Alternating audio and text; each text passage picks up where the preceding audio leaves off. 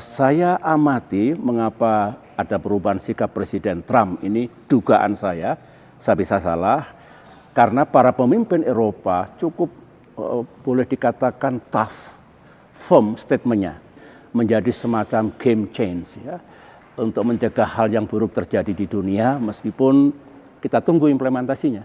Pak SBY, apa tanggapan Bapak terhadap pertemuan di Davos dalam acara World Economic Forum 2026? Davos, ya, saya pikir banyak good news ya, paling tidak memberikan harapan bahwa dunia kita mudah-mudahan tidak menuju ke arah yang membahayakan. Begini, minggu ini kan saya melepas 2 tweet yang intinya perkembangan dunia sekarang ini menurut saya memiliki kerawanan bahkan membahayakan kalau tidak ada upaya bersama untuk mencegah mungkin terjadinya krisis di dunia kita atau bahkan peperangan itu. Dan kemudian tweet saya yang kedua, saya katakan kebetulan para pemimpin dunia sekarang ini sedang bertemu di Davos. Bagus kalau masing-masing menyampaikan pikirannya, komitmen moralnya, agar ya bagaimanalah caranya agar dunia kita ini kita jaga keselamatannya. Intinya di situ. Nah, setelah saya ikuti, saya harus mengatakan sejumlah hal menurut saya memberikan harapan. So, a good news from Davos. Pertama begini,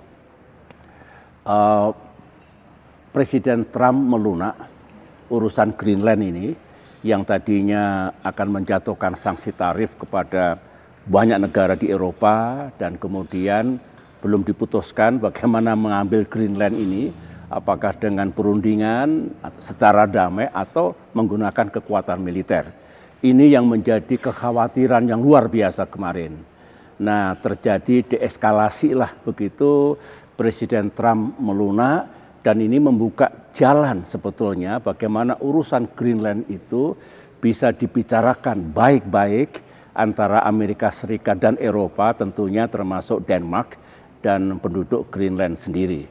Artinya terbuka jalan itu, kalau tidak tertutup dan mungkin sesuatu yang buruk bisa terjadi.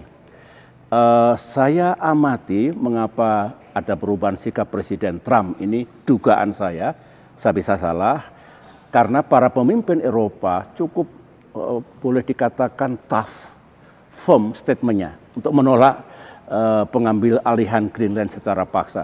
Juga pemimpin dunia yang lain.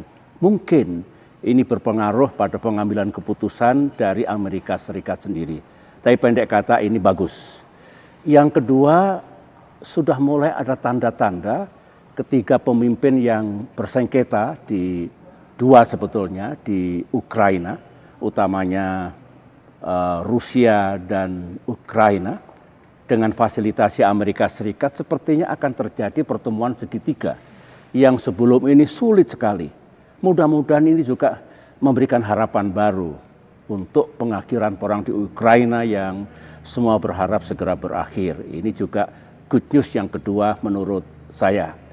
Kemudian yang ketiga, tarif. Tadinya kan ada gelombang perang tarif baru yang dijatuhkan oleh Presiden Trump.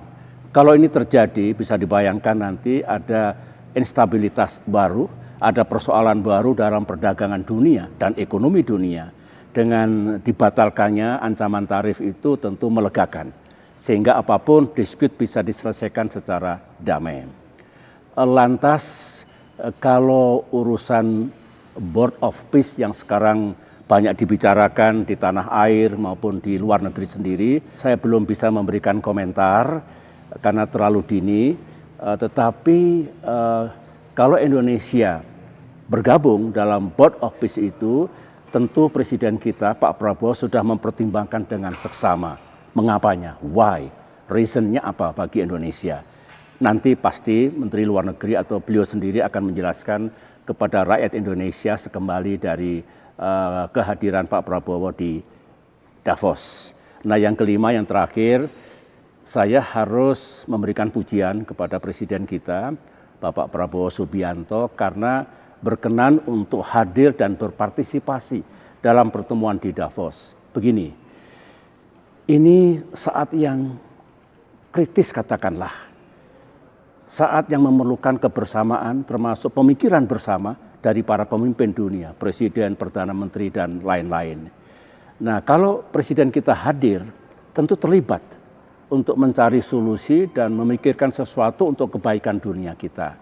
Ingat, sejak Presiden Soekarno, Indonesia itu aktif.